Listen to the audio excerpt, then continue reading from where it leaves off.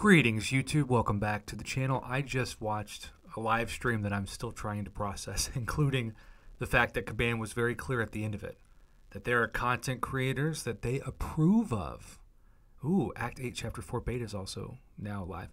That they approve of and people that they don't. And I thought immediately, I am like a black market content creator in this community. I am somebody that they do not want to succeed.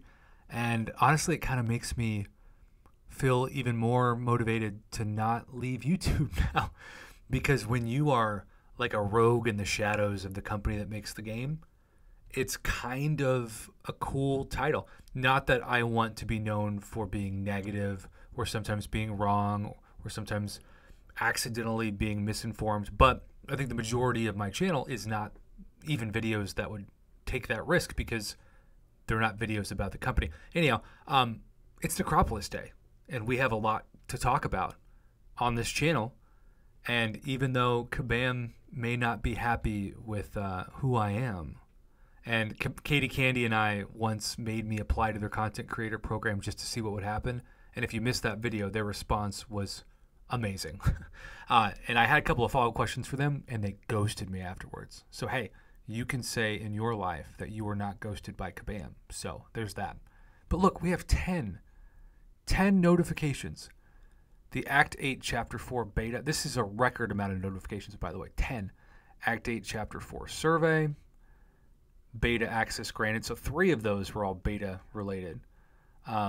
We have Necropolis being open. Good luck to Seaton and everybody else of my colleagues, as I like to say, that are jumping in this. They are so much better than me. I represent everybody that hates reverse controls. Oh my gosh. I need to do a video, I might do it today, on just how much of a cash grab this is going to be for the average summoner. Because they're talking about it like this is made for the 1%, and it is. But the people they want to jump into the game are the people that don't have the 1% of skills or roster. They have my skills with much worse rosters because they don't have a YouTube channel of disposable income, and I'm always the first person to admit that. So I am really worried about how much it's going to cost, and we need to do a video on this channel. Is it better to spend your units for Cyber Week or throw them into Necropolis? And it's definitely a topic worth discussing because Caban was even debating that amongst themselves in the live stream that they did this morning. Okay, so now we have this Necropolis questing bundle. This is $20. You can buy it 3 times. I was asked, hey Prof, do you think that Caban is going to give us a bundle to make money off of Necropolis? And I said, of course, that is what they do. They're a for-profit company. They should want to make money off of this because this is a 8-month plus project for them, and they have made it the hardest content of all time, and it's something that is not going to be easy at all. It's not supposed to be something that even for Seaton is easy. And again, if it's not easy for Seaton, how is it going to be for you? Now, I would argue 5 level 4 revives are worth $20 by itself, because a level 1 revive refills 20%, a level 2 revive refills 40%. If you're using, let's say, rank 5 and even ascended 6 stars or rank 2 7 stars, their health pool is so big that you are going to need a ton of potions to refill their health to 80%. So this level 4 revive takes the place of so many health potions. It's ridiculous how many health potions that it takes the place of.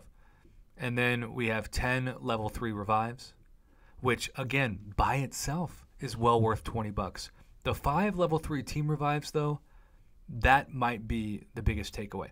I mean, look, if you have cash and you can dispose of it and you don't have a lot of revives and you have to especially spend cash on units to get revives, this is a no-brainer.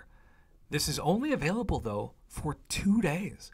I would have thought that this would at least be available for 7 days. That is a shocking short time frame.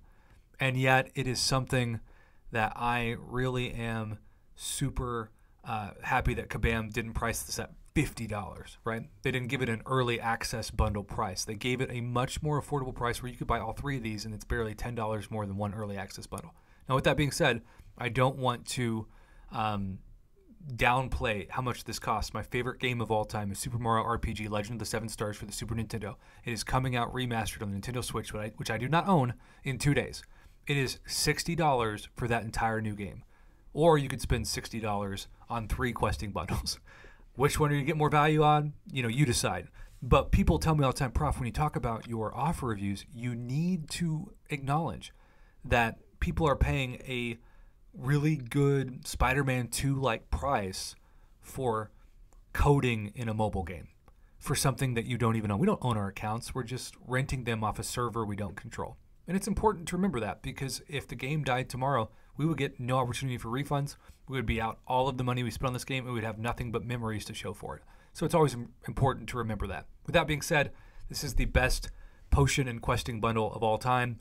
For the cash, Kabam might expect me to be negative, since I am clearly not an approved Kabam MCOC content creator. Not throwing shade at people who are, but I'm proud of being the black sheep of the Kabam family, because I'm not afraid to call it like I see it, even if it hurts their bottom line. But in this case, this bundle should help their bottom line. It's an A+ grade. It's the best thing we've seen. I give it the positive infinity and beyond Prof Hoff grade. Kabam, good job pricing this reasonably for the average consumer. You're going to need a lot more revives than this and potions to even complete one path Necropolis. I would argue if they just started everybody at the boss and you did no fights before, given what they said, you would need 100 revives to beat the boss. That's my prediction. That's how much I'm going to think I'm going to need. And spoiler alert, I don't have that in revives. So consider it. I don't know if I'll be purchasing it, but it's tempting given the value. Thanks for watching. Have a good one.